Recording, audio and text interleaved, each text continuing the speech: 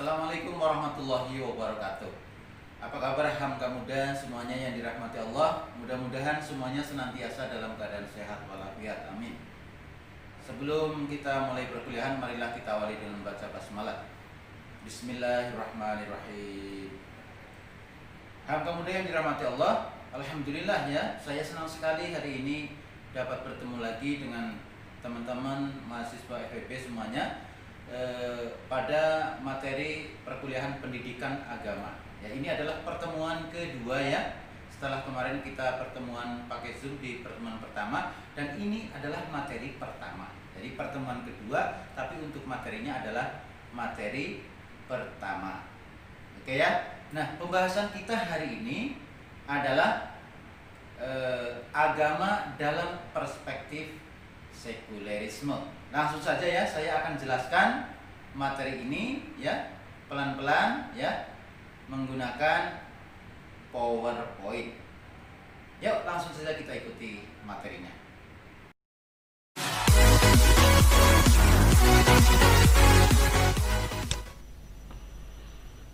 Hamka muda yang dirahmati Allah, pembahasan kita hari ini adalah agama perspektif sekularisme.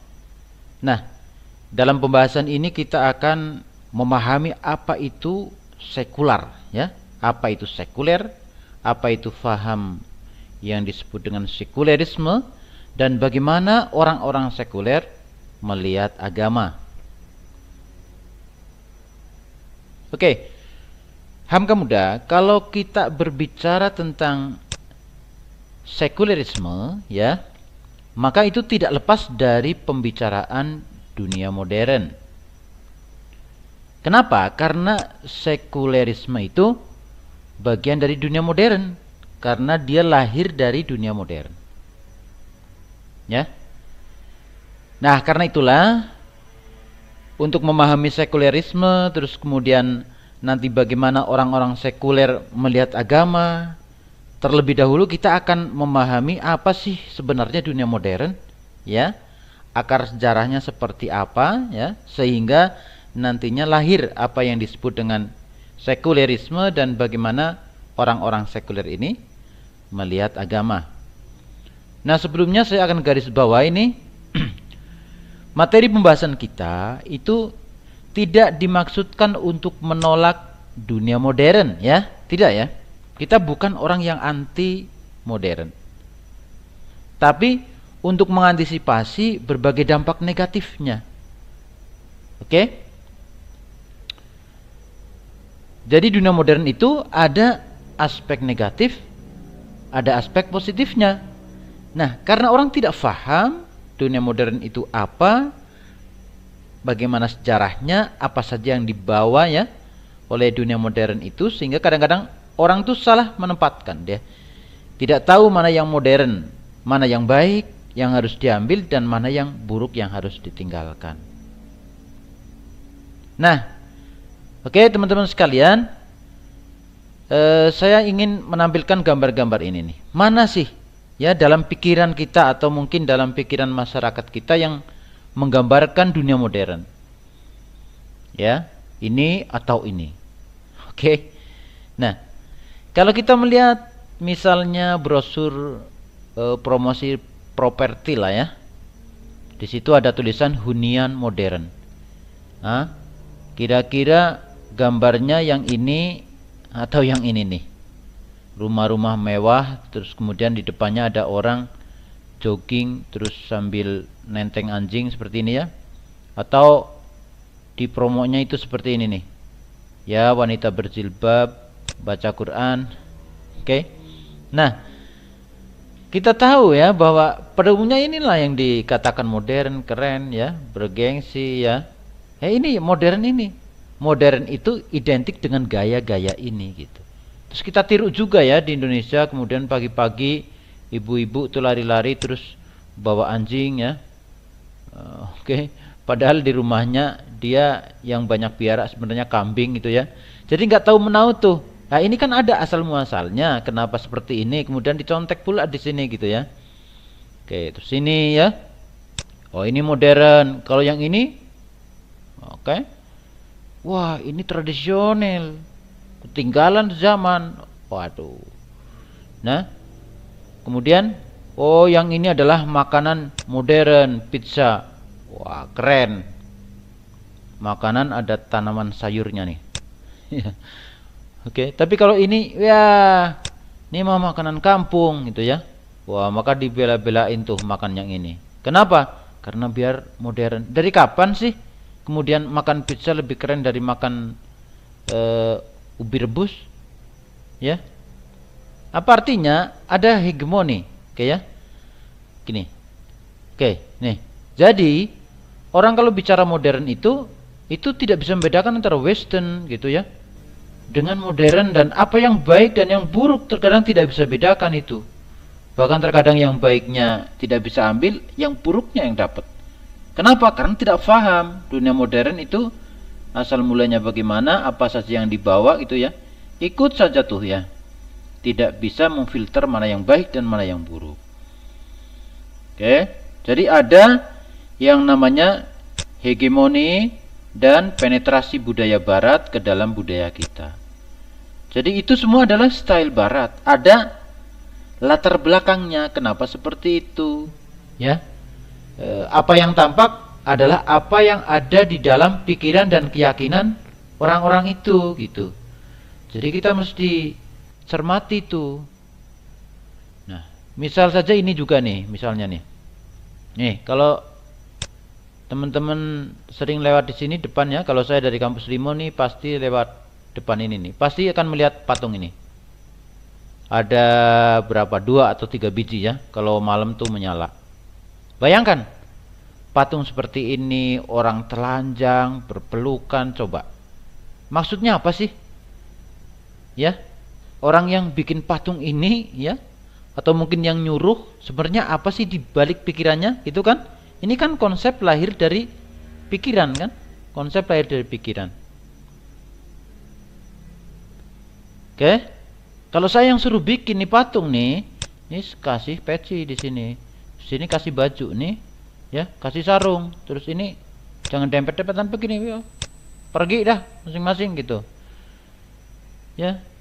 Nggak mungkin. Jadi ini yang harus kita lihat. Apa yang tampak yang kita lihat ya sebagai dunia modern bukan berarti kita anti barat, anti dunia modernnya, tapi kita harus jeli, harus waspada. Yang begini-begini tuh kadang nggak nyadar kita gitu ya, bahwa di balik itu, di balik penampakan semua yang dikatakan ngetren, mewah, modern itu ada sebuah visi ya, sebuah keyakinan yang dalam banyak hal bertentangan dengan budaya kita, bahkan bertentangan dengan norma agama kita. Tapi nggak peduli tuh kita tuh, kesannya itu udah keren aja gitu. Oke, nah inilah pentingnya kita sekarang belajar pendidikan agama untuk membahas ini, supaya kita berada di dalam dunia modern secara sadar gitu, sehingga kita bisa memilih mana yang baik dan mana yang buruk. Oke ya. Nah, teman-teman sekalian, kalau kita lihat negara-negara yang maju dikatakan modern, kita bisa lihat kok kenapa sih kok kebanyakan negara-negara itu negara yang, mohon maaf dalam tanda kutip, kok mengabaikan agama, yaitu negara-negara sekuler gitu ya. Ya, nanti kita bakalan tahu itu, karena memang sejarah dunia modern itu dari situ. Ya. Dunia modern itu berangkat dari salah satunya adalah semangat anti agama ya. Oke, saya menggarisbawahi sekali lagi, bukan saya ingin teman-teman tidak modern terus anti modern, bukan, memang supaya kita waspada dan kita bisa melihat nih sejarah awal, sehingga nanti kita bisa ngerti, oh begitu ya, nah saya harus antisipasi yang seperti ini, seperti itu, dan seterusnya gitu ya. Nah teman-teman sekalian, mari sekarang kita akan membicarakan tentang dunia modern, karena sekulerisme ini lahirnya dari sini. Oke ya, kita akan membicarakan sejarah dunia modern atau Eropa Barat modern. Kalau bicara dunia modern ya, akar mula sejarahnya, maka kita bukan bicara Indonesia, hamka muda sekalian ya, tapi bicara sejarahnya orang lain, yaitu sejarah barat modern atau lebih tepatnya Eropa modern. Beda dong, kita punya sejarah sendiri, tradisi sendiri, ya. Meniru boleh dong, tapi harus kita filter mana yang sesuai dengan norma bangsa kita dan terlebih lagi norma agama kita Islam gitu. Karena semuanya punya asal usulnya tersendiri gitu. Ya. Nah, oke. Sejarah barat modern terbagi ke dalam 3 fase ya. Ini ingat-ingat, yang pertama adalah fase Eropa klasik. Apa sih yang terjadi di Eropa klasik ini? Ada beberapa hal penting ya. Di sini adalah munculnya budaya Yunani. Budaya Yunani itu mewariskan tradisi berpikir rasional bebas. Oke ya. Di satu sisi bagus tuh. Jadi orang tuh diajak untuk menggunakan akal pikiran secara maksimal. Ya, ini kan perintah Al-Qur'an sebenarnya ya. Afala tangkilun, afala tatafakkarun, ya kata Allah. Apakah kamu nggak mikir gitu ya? Apakah kamu nggak menggunakan akal pikiran? Ini di sini. Tapi yang jadi masalah adalah kebebasannya ini loh, bebas tuh. Nah, kalau kita belajar filsafat itu kita akan membaca tokoh-tokoh filsafat Yunani itu, mereka adalah orang-orang yang menggunakan akal pikirannya untuk memikirkan segala hal tentang dunia ini, asal muasal, ya kejadian bahkan kembalinya itu ya, menggunakan akal pikiran gitu. Nah, dalam konteks penggunaan akal pikirannya itu bagus ya, tapi dalam konteks bebasnya ini yang kita harus cermati gitu. Nah, yang kedua adalah lahirnya budaya Romawi. Budaya Romawi itu melahirkan tradisi berorganisasi dan birokrasi politik. Nah, ini keren dalam batas-batas tertentu. Kalau di paradigma sekuler barat, politik untuk apa? Ya berkuasa gitu kan. Endingnya kekuasaan, tujuannya kekuasaan. Sedangkan kalau di Islam berkuasa itu untuk apa gitu ya. Jadi ada nilai yang berbeda gitu. Jadi ada yang bisa kita tiru, tapi ada catatan mana batas-batasnya gitu. Oke ya. Kita lanjutkan. Ini Eropa klasik. Kemudian di Eropa pertengahan. Ada apa Eropa pertengahan? Yang pertama adalah munculnya pengaturan kehidupan yang dikuasai oleh agama Kristen. Jadi saat itu agama Kristen konteksnya ya waktu itu menguasai barat. Jadi pemerintahan segala macam itu yang mengatur adalah para agamawan Kristen ini. Ya. Dan saya kira banyak juga oknum-oknum agama ya yang menyelewengkan agama, banyak juga. Kemudian di sana di bawah kekuasaan gereja ini barat itu tertinggal sedemikian rupa ya, tertinggal dalam kegelapan. Makanya abad pertengahan ini sering disebut dengan the dark age ya, tahun kegelapan barat gitu. Nah, pada saat itu berpikir bebas mati, orang terkekang, tidak boleh sembarangan bicara, tidak boleh sembarangan berpikir, mengeluarkan ide gitu ya. Asal itu bertentangan dengan gereja maka akan diadili. Ya. Nah, karena itulah ilmu pengetahuan juga tentu saja tidak berkembang itu karena tradisi berpikir itu tidak ada. Ya, semuanya itu bergantung pada doktrin gereja. Sesuai dengan pemahaman para pemuka agama itu yang sebagiannya ya bahkan tampaknya sebagian besar itu para oknum yang memanfaatkan atas nama agama menindas orang lain gitu untuk berkuasa, melanggengkan kekuasaan. Nah ini, karena itulah saat itu terjadi peristiwa berdarah yang disebut dengan inkuisisi. Inkuisisi ini adalah pengadilan yang sangat kejam ya. Kalau orang yang menentang doktrin gereja, ada ilmuwan misalnya mencetuskan satu temuan ilmiah, teori tertentu, tapi itu tidak sesuai dengan kitab suci ya. Menurut para pemuka agama itu, wah dia ditangkap itu. Dan enggak kira-kira itu disiksanya begini nih. Ya, teman-teman tuh kalau ketik saja nih inkuisisi di Google tuh, itu akan keluar gambar-gambar yang luar biasa mengerikan. Ini nih, ini orang ini nih kepalanya dijepit pakai besi seperti ini. Ya ini algojonya, ini langsung disembelih nih, potong leher. Ya, ini orang diikat di roda seperti ini, diputar dia, putar ya sampai tobat kan gitu ya. Nih, banyak sekali penyiksaan. Kalau kita ketik ini di internet, kita akan melihat alat-alat sadis yang untuk menyiksa orang-orang yang dianggap tidak sesuai dengan doktrin gereja itu. Ya, ada yang dicongkel matanya, ya, ada yang ditusuk kemaluannya, gitu ya, ada yang dibakar dan seterusnya, kejam sekali. Nah, peristiwa inilah yang kemudian meninggalkan bekas yang mendalam ya, trauma yang mendalam. Para ilmuwan terutama, karena korbannya saat itu banyak sekali para ilmuwan, termasuk Galileo dan Galilei itu ya. Oh, itu karena dia mencetuskan satu teori yang menurut para pemuka agama itu bertentangan dengan gereja, ditangkap, disiksa gitu. Nah, tapi nggak berhentinya itu. Ini karena saking kejamnya itu menimbulkan reaksi yang luar biasa. Ya, para ilmuwan itu terus bergerak, akhirnya di satu titik itu menang, ya, muncullah yang disebut dengan Eropa modern. Ya, Eropa modern itu adalah munculnya gerakan perlawanan kekuasaan gereja, akhirnya dimenangkan oleh para ilmuwan. Ini makanya di abad ini Eropa modern itu disebut dengan Renaissance. Ya, saya lupa tulis nih, Renaissance gitu. Renaissance itu adalah pencerahan Barat gitu ya. Nah, saat itu Barat ingin kembali menghidupkan kembali tradisi Yunani klasik itu ya, Eropa klasik itu ya. Tradisi berpikir itu dia angkat lagi. Jadi dia ingin menghidupkan itu tradisi itu. Nah, bagus, tapi sayangnya kebebasannya, kebablasannya itu gitu ya. Nah, ini gerakan ini membawa semangat, ya ini sayangnya, itu adalah membawa kemajuan tapi membawa semangat kebencian terhadap agama. Konteksnya sih waktu itu sebenarnya agama Kristen, ya mohon maaf kalau ada yang beragama Kristen, bukan berarti saya ingin merendahkan, ya mohon maaf banget, bukan, tapi ini sedang bicara tentang sejarah ya. Sejarah dunia modern yang tentu saja dunia modern itu nggak ada doktrin agamanya, baik Islam, Kristen apapun, nggak ada di situ ya, bukan sebuah agama gitu.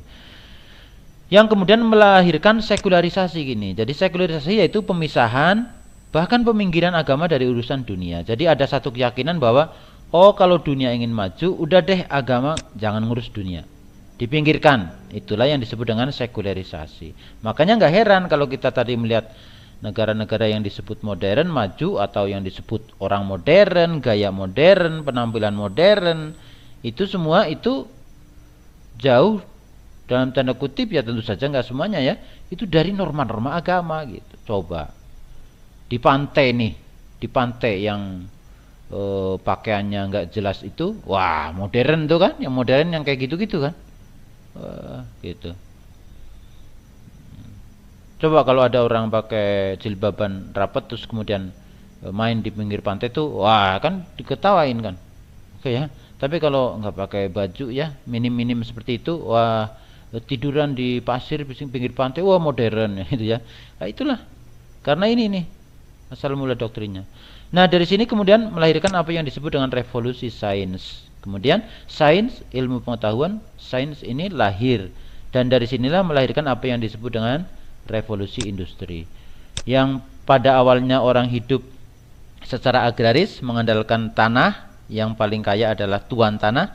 Di era ini ya muncul mesin, yang paling kaya ya adalah mereka yang punya modal, yang punya mesin. Nah, maka nanti muncul istilah kapitalisme dan seterusnya itu ya. Itu adalah kawan-kawannya sekuler itu. Oke. Nah, karena itu nih ya, oke. Jadi inilah babak baru dimulainya dunia modern, sebuah semangat untuk membangun kehidupan dunia yang disertai dengan rasa dendam terhadap agama ini. Ya, kita bisa memahami ya, karena sebelumnya luar biasa disiksa gitu.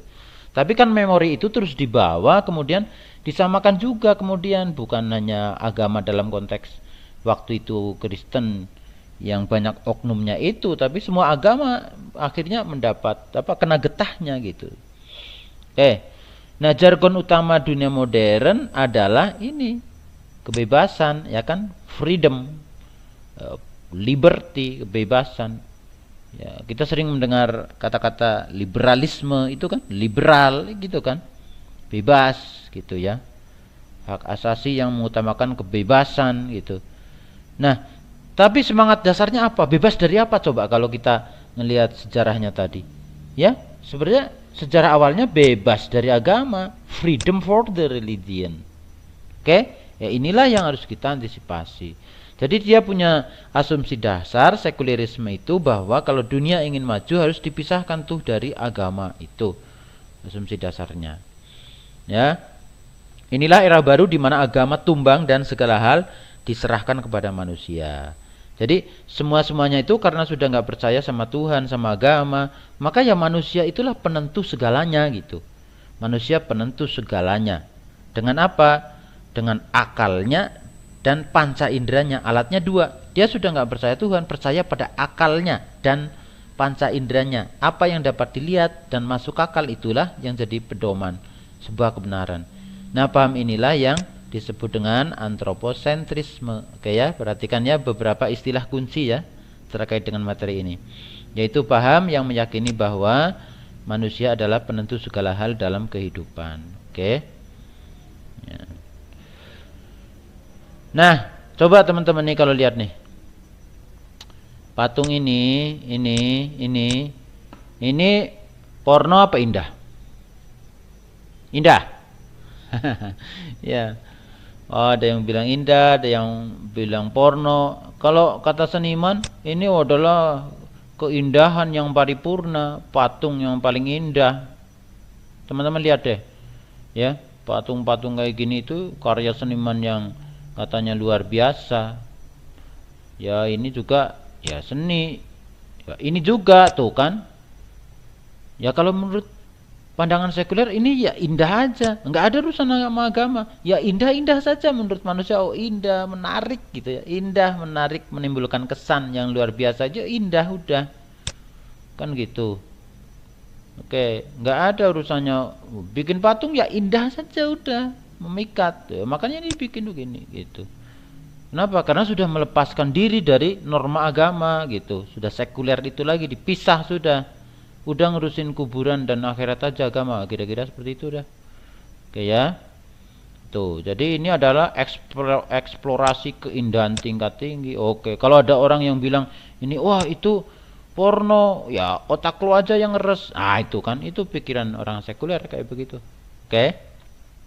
Nah, sekarang kita bicara tentang dampak perspektif sekulerisme terhadap agama. Nah, ini inti dari judul kita ya. Maaf, ini dalam ya, bukan dapal, salah ketik. Nah, sekulerisme kan memisahkan agama dari kehidupan. Kelihatannya tadi itu hanya memisahkan gitu ya, tapi biarin hidup. Tapi pada dasarnya enggak, dia adalah benih utama untuk kemudian meminggirkan bahkan ingin membunuh agama gitu. Nah, maka lahirlah tokoh-tokoh ini. Di antaranya ini adalah Nietzsche, tokoh ateis. Tuhan telah mati. Nah, dengan membunuh Tuhan maka manusia bisa menjadi kuat. Jadi menurut dia udah deh Tuhan jangan dipikir, udah mati gitu. Dia memproklamirkan bahwa Tuhan telah mati. Itu ya kata dia. Jadi kalau manusia ingin kuat kata dia udah jangan mikirin Tuhan gitu. Oke. Yang kedua nih. Kata Karl Marx, ini Karl Marx ya, Tuhan adalah agama adalah candu masyarakat. Oh, kayak candu tuh, kayak bius tuh. Memabukkan, biar miskin tapi kalau beragama baik tenang gitu, padahal itu susah kayak gitu kan menurut dia. Jadi kalau menurut dia itu Tuhan itu hanya pelarian dari orang sulit secara ekonomi karena miskin ini bertuhan gitu, lemah miskin gitu. Jadi agama tuh sebenarnya malah merugikan gitu. Jadi orangnya jadi lemah kayak kena candu gitu. Ya, Tuhan hanya simbol solidaritas sosial. Kalau kata Durkheim ini si Tuhan ini itu enggak ada, itu sebenarnya hanya dibuat untuk menyatukan masyarakat. Itu sama seperti bendera misalnya di negara kita merah putih gitu, disamakan kayak seperti itu. Jadi itu hanya simbol-simbol saja supaya masyarakat bersatu. Kan ada juga upacaranya tuh, ritualnya. Ya, itu kan kayak penyembahan gitu ya. Jadi mirip-mirip kayak gitu ibaratnya gitu. Enggak ada Tuhan, enggak ada, itu hanya sekedar untuk mempersatukan masyarakat gitu kira-kira. Nah, agama akan hilang nih ramalan Agus Kom itu kalau dunia sudah modern, agama itu katanya akan hilang. Nggak butuh lagi tuh orang modern hidup dengan agama. Oke ya. Tapi hari ini teman-teman sekalian, kita udah modern nih. Agama hilang nggak? Enggak, malah sekarang bangkit lagi gitu. Dan kita melalui mata kuliah ini akan memahami dan akan membuktikan bahwa ini tidak benar gitu. Agama senantiasa dibutuhkan dan harus seiring dengan dunia modern gitu. Nah, kalau kata Eric Fromm nih, psikolog, Tuhan sejatinya tidak ada. Tuhan adalah sisi superior manusia. Jadi artinya gini, manusia tuh kan ada sisi lemahnya, sifat lemah, ada sifat kuatnya gitu ya. Nah, kalau manusia lagi lemah tuh didominasi oleh sifat lemahnya, sifat kekuatannya itu menurut dia hilang dari dirinya. Terus hilang-hilang dia lemah banget, terus dia menganggap si yang kuat itu di luar dirinya. Nah, itulah dianggap Tuhan. Padahal itu sebenarnya sifat-sifat kekuatan dia yang hilang karena dia didominasi oleh sifat lemah gitu. Jadi artinya apa menurut dia? Sebenarnya itu hanya ilusi dari pikiran orang-orang yang sedang lemah gitu. Ya kan? Wah, bisa aja dia membuat alasan seperti ini ya. Mereka bikin alasan-alasannya logik gitu ya. Namanya juga ilmuwan, tapi ini sebuah kekeliruan. Nanti kalau belum jelas ya bisa diskusi ya di forum komentar itu. Ya, seperti itu ya. Anggapan-anggapan mereka ini betul-betul membahayakan kan? Ini adalah munculnya tadi itu dari sekularisme lahirnya gitu. Makanya kita perlu nih paham yang kayak gini. Oke. Nah, teman-teman sekalian, lalu apa sih dampak sekularisme terhadap kehidupan? Dampaknya memang ada baik ada buruknya dalam batas-batas tertentu nih. Manusia menjadi sadar akan kemampuan dirinya terutama dalam memaksimalkan fungsi akal ini. Ini bagus. Jadi berpikir rasional ya. Kemudian jadi ini rasionalisme dan empirismenya. Dia maksimal dalam menggunakan akal pikiran, ya rasionalisme ini panca indera. Memang inilah ukuran orang modern yang masuk akal dan yang empirik bisa dibuktikan dan masuk akal. Kalau enggak itu ditolak. Nah, itu jeleknya. Ini masalahnya ini menjadi satu-satunya ukuran kebenaran. Itu yang disebut manusia antroposentris tadi. Ya. Padahal ini kan enggak satu-satunya. Kalau dalam Islam kan enggak harus semuanya empirik dan enggak harus semuanya rasional. Tuhan itu tidak empirik. Ya kalau menurut ini Tuhan enggak usah dipikir, enggak ada gitu kan. Ya kalau kita enggak, ada bagian yang tidak bisa masuk akal, kita percayai dengan kitab suci kan gitu kan. Oke. Nah, ya jadi semua kemajuan ini kering spiritual. Orang hidup di dunia modern hampa ya. Bergelimang harta, secara materi banyak tapi secara mental itu lemah, secara spiritual lemah gitu ya. Gampang stres, frustasi gitu ya kan. Oke. Minus moralitas dan cenderung mengabaikan dan membenci agama. Oke ya. Bahkan beberapa produk teknologi nih ada juga banyak juga yang kemudian memperbudak manusia. Tadinya dibuat untuk memudahkan manusia, akhirnya memperbudak tuh. Contohnya HP tuh, ya. Dalam banyak hal kadang memperbudak kita juga tuh kan. Wah, gara-gara HP hidup nggak bisa tenang, grup WA ada 20 tatetot gitu ya. Ada orang meninggal di sana sini dengar, ada berita buruk di mana-mana dengar. Jadi negatif dan positifnya ada, karena itulah kita harus punya penyeimbang di aspek apa spiritual itu. Kalau semuanya hanya mengandalkan materi seperti ini ya, teknologi, maka akan berbahaya dalam kehidupan kita. Oke. Nah, yang terlebih lagi kemajuan yang seperti itu bertentangan dengan spirit Islam. Sebab kalau di dalam Islam itu kemajuan harus seiring dengan semangat agama. Dan ini bukan hanya doktrin ya. Islam dulu pernah sangat maju, punya banyak ilmuwan ya sebelum Barat bangkit. Waktu Barat masih the dark age di Eropa pertengahan, Islam sudah maju luar biasa, itu tercatat ya dengan baik. Dan alhamdulillah sekarang sudah mulai maju lagi gitu ya. Itu bukan memisahkan antara agama dan kehidupan dunia, justru karena ada penyatuan antara agama dan kehidupan dunia. Itu artinya apa? Artinya asumsi sekularisme bahwa untuk maju agama harus dipinggirkan, ditinggalkan, itu salah besar gitu. Nah, karena itulah kita tuh ingin semangat inilah yang akan kita bawa sebagai antitesa dan meredam dampak negatif dunia modern. Jadi salah satu tujuan dari materi ini adalah kita ingin ya hidup di dunia modern dengan semangat keagamaan, spirit Islam yang dulu pernah ada hidup di masa kemajuan Islam. Kita ingin buktikan bahwa untuk modern itu tidak harus sekuler. Bahkan sekuler itu yang akan membahayakan kemajuan itu sendiri. Ya, itu saja penjelasan saya, mudah-mudahan dapat dipahami dengan baik.